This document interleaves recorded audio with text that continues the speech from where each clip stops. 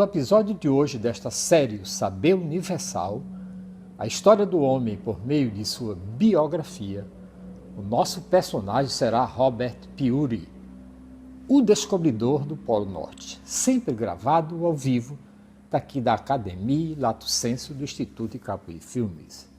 Lembrando de que nenhum grande homem vive em vão, que a história da humanidade não é mais do que a biografia dos grandes homens e das grandes mulheres. E eu sou Jonas Luiz da Silva, de Capuí.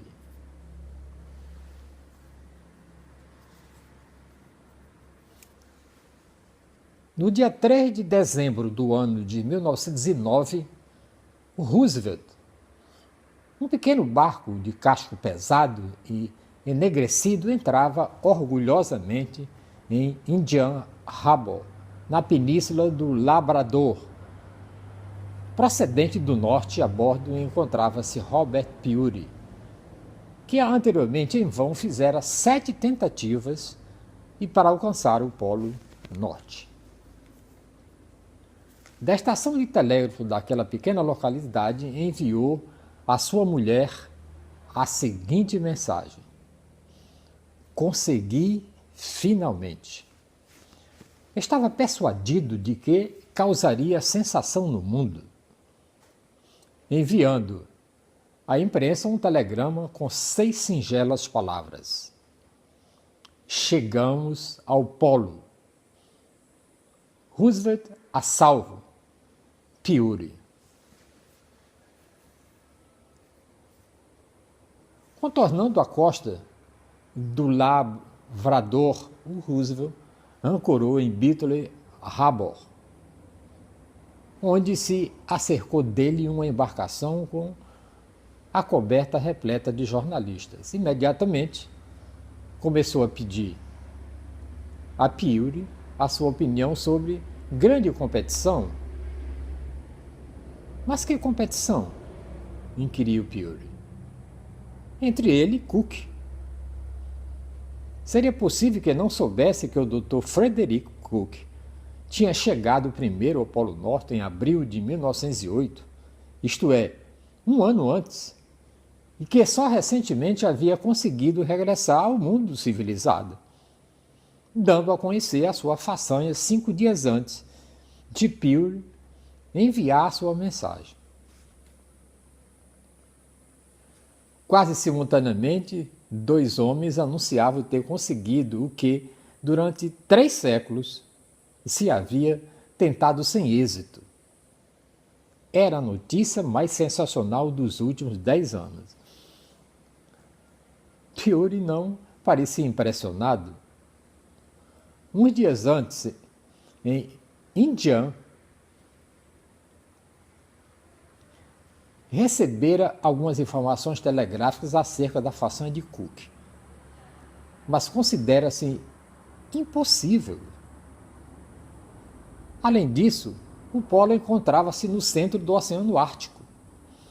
Era uma superfície coberta de gelo e a 645 quilômetros da localidade mais próxima. Naquela tarde, Peary convocou uma conferência de imprensa e contou aos jornalistas a sua própria história sem floreados, que é a seguinte: ele e seus homens haviam saído de Nova York a bordo de Roosevelt no dia tórrido do mês de julho do ano de 1908. Começou a recolher os seus ajudantes esquimóis que conhecera durante anos, passando no norte. "És como o sol", dizia-lhes. "Voltas sempre."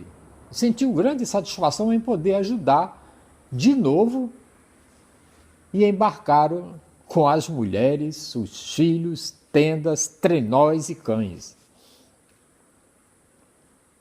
Peary contava então 52 anos. 20 anos de sua vida tinham se despedido em busca do polo, desde a tarde soalheira em que encontrava-se em Washington. Casualmente, folheou um livro sobre as explorações árticas, O feitiço do norte apoderou-se dele. Sofrera, desde essa data, inúmeros perigos e fracassou sucessivamente. Além disso, com este empreendimento, sacrificara uma carreira prometedora no corpo de engenheiros da Marinha.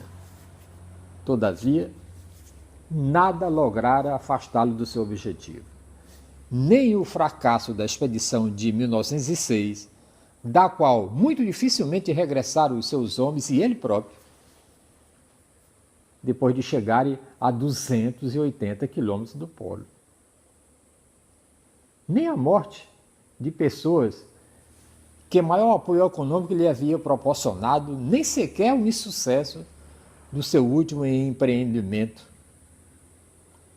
ou a perder a vida por ele. Era a última esperança que alimentava, centímetro a centímetro. O Roosevelt abriu caminho desde a Baía de Baffin até os estreitos canais situados na Groenlândia e ilhas Ellesmere, quase até o próprio Mar do Polo. Aí passaram o inverno com o barco bloqueado pelo gelo.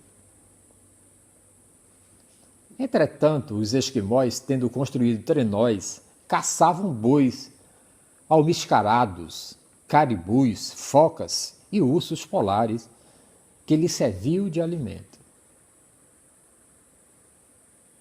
Matt Henson, um negro de temperamento pouco comunicativo, mas há vários anos tomava parte nas expedições de Peary, construiu trenóis segundo o modelo de Peary havia aperfeiçoado. As mulheres esquimós confeccionavam roupas de pele que o comandante preferia aos trajes que usavam normalmente na nave os homens civilizados, por serem mais quentes e duradouros. Com temperaturas de 15 graus abaixo de zero, os expedicionários faziam todos os esforços para poderem levar a cabo a tarefa que se tinham proposto. Como, segundo se julgavam, o Polo se encontrava no centro do gelado Oceano Ártico. O problema consistia em ir desde o Cabo Colômbia até o Polo e regressar com a maior velocidade possível, transportando muito pouco peso. Todo o material destinado aos homens e aos cães teria de ser transportado em trenó, contendo o suficiente para que alguns membros da expedição pudessem alcançar o polo. Portanto, o plano traçado consistia caminho depositariam as provisões e construiriam iglós para se abrigarem. A estes, em seguida, rapidamente, pelo trio já aberto, um grupo de homens escolhidos que não transportavam carga pesada e chegariam a cerca de 240 quilômetros do polo. Uma vez aí, regressariam o grupo, que transportava mantimentos, enquanto a equipe de reserva faria uma viagem relâmpago até o mesmo polo. Teriam de voltar antes da chegada da primavera. A essas alturas era a época que começava o degelo. Era uma corrida contra o tempo, o clima, o degelo e a morte. Em fevereiro de 1909, antes do inverno chegar ao seu termo, iniciou-se a carreira até o polo. Os homens tiveram de fazer uma paragem de 6 dias frente a uma das fendas originadas pelos glaciares flutuantes. Retornaram à marcha quando as casas de gelo se uniram. No entanto, novas fendas se abriram no caminho. Durante a noite, o acampamento foi quase destruído por um afundamento que se produziu por meio dos iglós. Os homens correram a poça-salvo. Se Peary não tivesse insistido para que seus homens fossem equipados com trajes esquimóis, mais cômodos para o trabalho e o sono, todos os exploradores seguramente teriam morrido. Todos afogados. O gelo fechou-se de novo e rapidamente seguiram o caminho em direção ao norte. O capitão Bob Bartlett regressou de uma distância de 220 km do polo com o último trenó de mantimento, para manter aberto o caminho de regresso. Peary seguiu adiante, com Hanson, e que era um ótimo condutor de trenós, 4 esquimóis escolhidos. Só tinham comido o suficiente para se manter numa viagem de regresso, e a rapidez era essencial para atravessarem a casa gelada deste mundo estranho. Forçaram a marcha e conseguiram um avanço de 35 km por dia. Às 10 da manhã do dia 6 de abril de 1909, o grupo chegou ao Polo Norte. Peary apertou a mão de cada um de seus homens, tirou várias fotografias e enterrou no gelo o seu diário. Seguidamente, em nome dos Estados Unidos, apoderou-se da região. Içou 5 bandeiras, uma delas com um emblema de seda, de onde havia cortado vários pedaços que assinaram os pontos mais do norte de suas descobertas anteriores. Durante as 30 horas que passou no polo, Peary fez 32 medições, partindo de pontos separados por vários quilômetros. O regresso representava um grave problema. Teria de voltar ainda mais depressa. Na primavera, as correntes quebrariam o gelo. Na viagem de regresso, Peary contava percorrer diariamente maior número de quilômetros do que na ida. Abandonaram a roupa que lhes sobraram e reduziram as rações alimentares. Dormiram poucas horas nos iglós construídos durante a viagem de ida e avançaram no momento em que se formava um glaciar. Por fim, chegaram ao Cabo Colômbia. Ali ficaram durante 2 dias antes de embarcarem no Roosevelt, onde os aguardava uma recepção calorosa. O comandante, a cada um dos seus homens, havia perdido perto de 15 quilos por pessoa durante as terríveis jornadas. Todavia, pela primeira vez, após muitos anos, Peary conseguiu dormir tranquilo. Tinham-se cumprido os seus desígnios. Fora conquistar o Polo Norte, esperava a gratidão do seu país, após o que poderia gozar de algum descanso.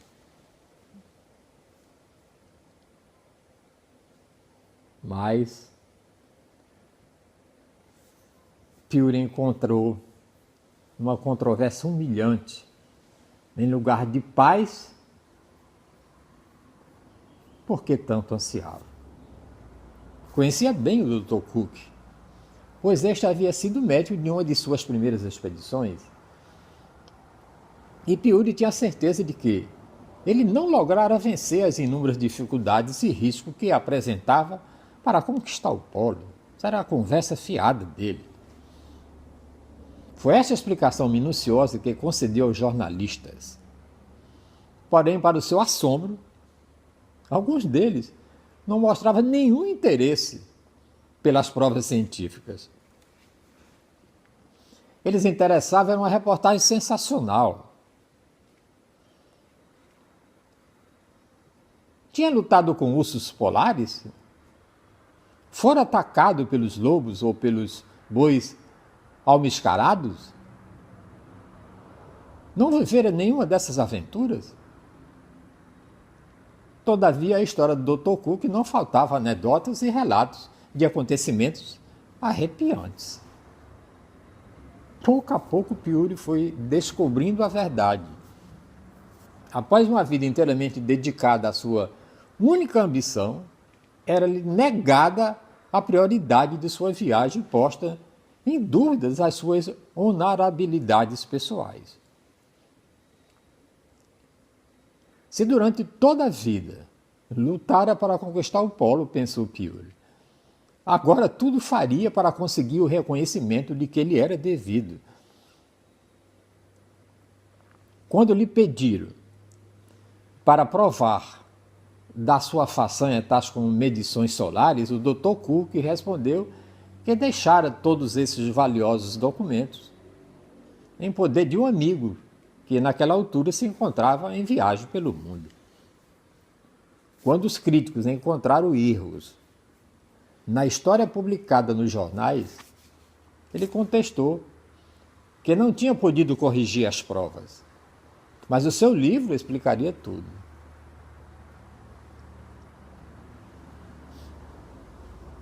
A comemoração do centenário de Hudson estava no apogeu quando Piuri chegou a Nova York.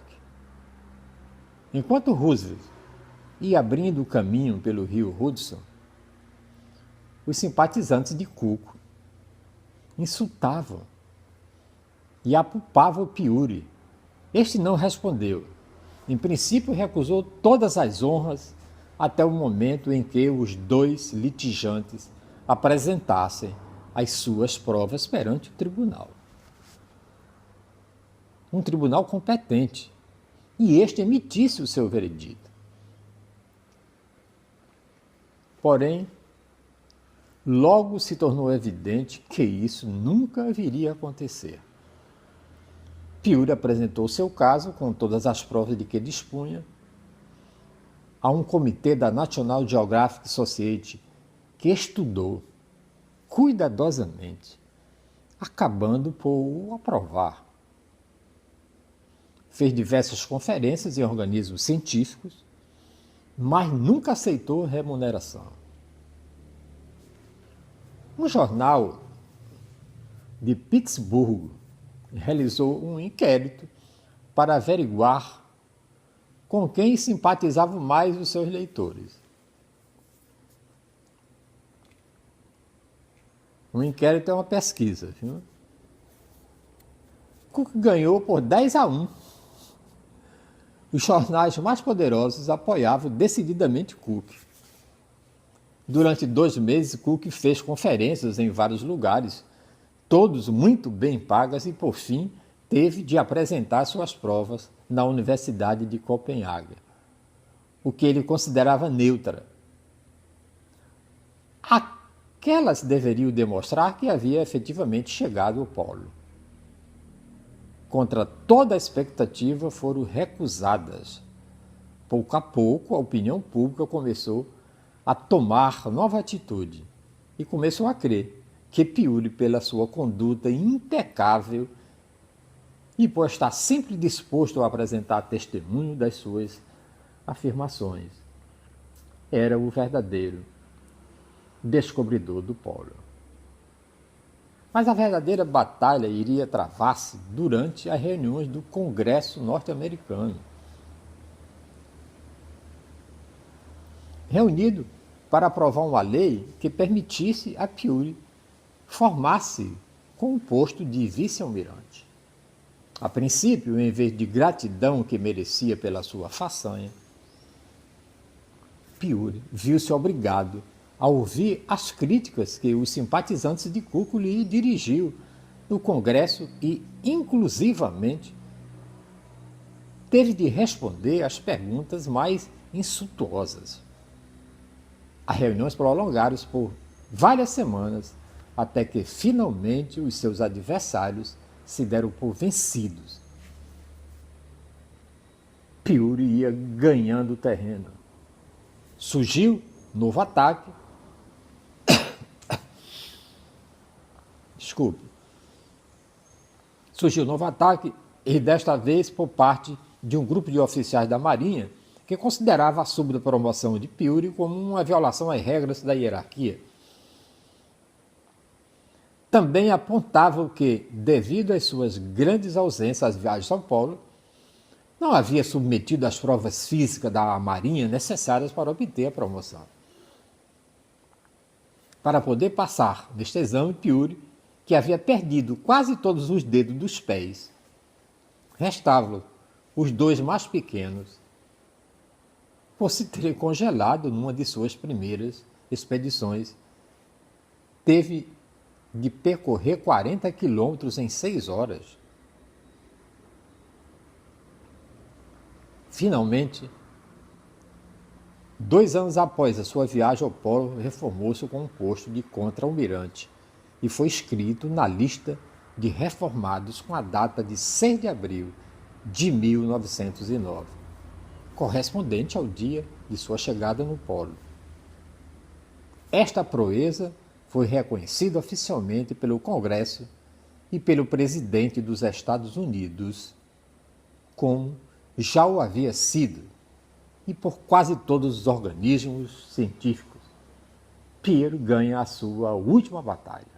Cook teve, todavia, mais aventuras. No momento em que a discussão dos nova-iorquinos atingiu o auge, um deles, o capitão da Marinha, jurou que fora contratado pelo Dr. Cook para lhe fornecesse umas medições solares com as quais pudesse provar que havia alcançado o polo. E Duas de Barril, um guia, com êxito, escalaram Cook o Monte McLean em 1906 e outros componentes do grupo declararam que o Dr. Cook nunca chegou ao cimo. Afrontado à desonra, o Dr. Cook continuou a fazer conferências, mas pouco depois ausentou-se para a América do Sul durante vários meses. Mais tarde regressou aos Estados Unidos e pouco a pouco foi caindo no esquecimento. Em 1923 foi condenado a 14 anos de prisão por roubo. Foi posto em liberdade condicional após 5 anos de reclusão. E em maio de 1940, o presidente Franklin Delano Roosevelt concedeu-lhe uma anistia. E acabou falecendo 3 meses depois. Peary pouco gozou da vida pacífica com que tinha sonhado. Depois de acalmar o ambiente de controvérsia,